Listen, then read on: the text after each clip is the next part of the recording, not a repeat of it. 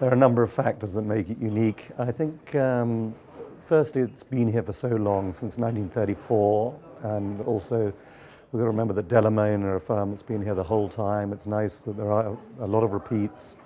I think the diversity that we've got is fantastic. I think we've got new people here this year, posters, it's nice to have wine, but it's also, the main factor is that we've got really great articles across the spectrum, all different types of disciplines, which again is important.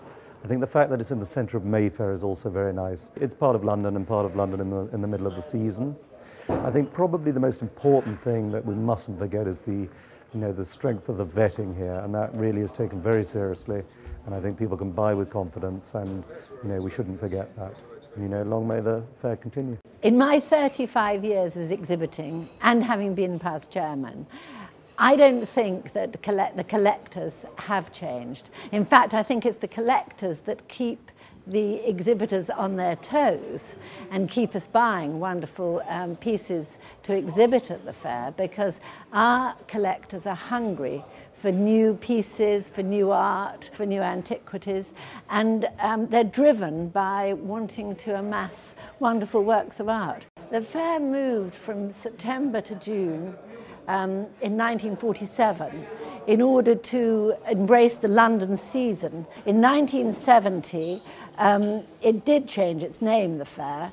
The Grosvenor House Hotel was a landmark in London, and in order for people to come to the hotel and know where it was in Mayfair, we renamed it the Grosvenor House Antiques Fair. International dealers were first admitted in 1990, when you had the long-established European Fine Art Fair in Maastricht.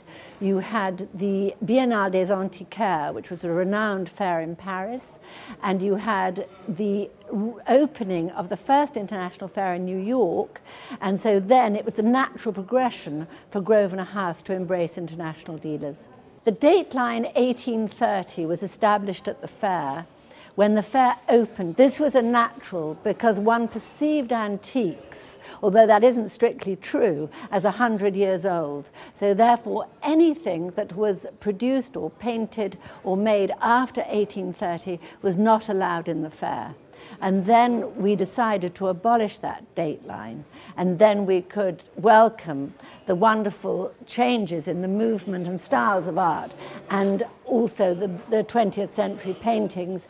The Grosvenor House Art and Antiques Fair, that name was established in order to embrace the modern art.